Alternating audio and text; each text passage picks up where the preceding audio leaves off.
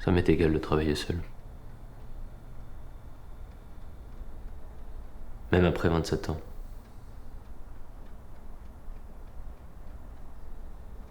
Tant que je suis ici, tant que je marche sur cette terre, je me sens bien. C'est grand. C'est beau. Mais surtout, c'est calme.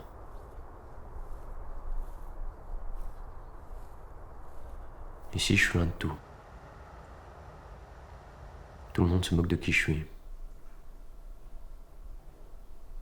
Personne ne sait d'où je viens.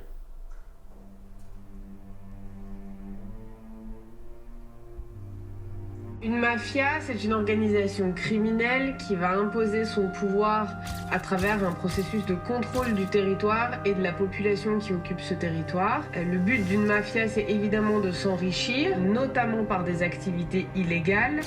Et la caractéristique des mafias en général, c'est leur capacité à blanchir les revenus des activités illégales dans l'économie légale.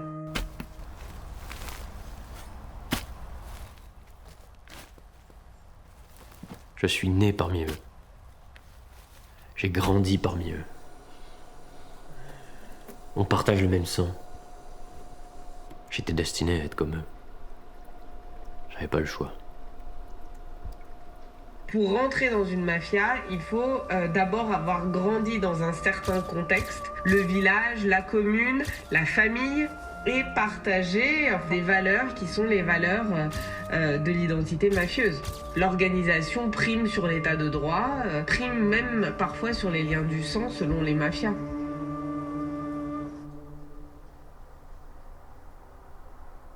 Je les ai vus faire des choses.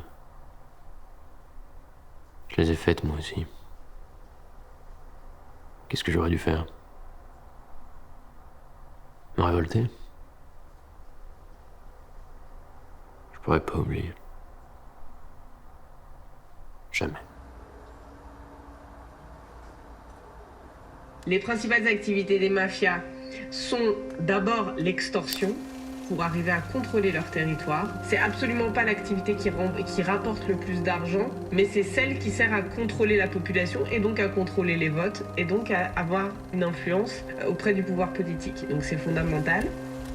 Ensuite, évidemment, on a toutes les activités qui sont beaucoup plus lucratives, type trafic de drogue, trafic de déchets, mais aussi tout ce qui peut être trafic d'êtres humains, en particulier dans le cas de la mafia albanaise. Il y a aussi toutes les activités légales, qui là par contre sont beaucoup plus indétectables, c'est-à-dire que ça va être l'hôtellerie-restauration, ça va être l'agriculture, ça va être le BTP, ça va être plein de secteurs différents qui par leur diversité justement permettent aux mafias de blanchir ce qu'elles gagnent dans les activités illégales.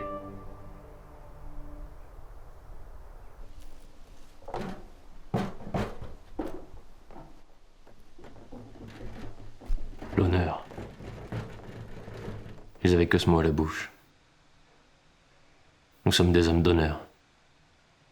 Sois digne de ta famille, fais-nous honneur. Kanunin dur. Le code de l'honneur, c'est une mythologie, une composante structurelle de l'identité mafieuse. Or, les mafias s'en prennent aux plus faibles, s'en prennent aux femmes et aux enfants. Donc le code de l'honneur n'existe pas. Les alliances sont tellement fluctuantes et les milieux sont tellement ultra-violents que les alliés d'aujourd'hui seront les ennemis de demain. Donc il n'y a pas de code de l'honneur. Il faut bien comprendre que quand on parle de code de l'honneur, on est tributaire des représentations qui sont véhiculées par les mafieux eux-mêmes. J'ai ma vie maintenant. Je sais qui je suis. Je porte plus mon nom. Tant mieux. Fallait que je me sauve. Et quand on veut sortir de la mafia, pour changer de mode de vie, il faut avant tout collaborer avec l'État, devenir ce qu'on appelle en Italie un collaborateur de justice, c'est-à-dire dénoncer ses propres crimes et dénoncer les crimes dont on a connaissance pour pouvoir bénéficier de réduction de peine et entrer ensuite dans un programme de protection des témoins. Mais À partir du moment où on décide qu'un témoin, qu'un mafieux, qu'un criminel est fiable, il faut voilà, lui garantir qu'il sera en sécurité.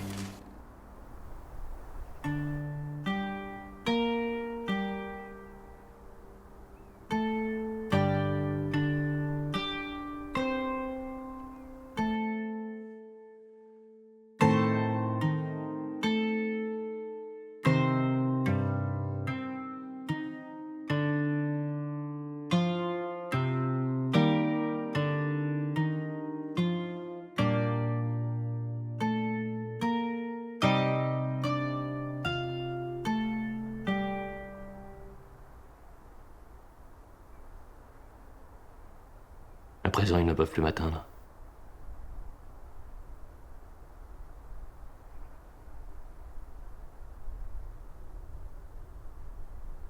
Tout ça, c'est derrière moi.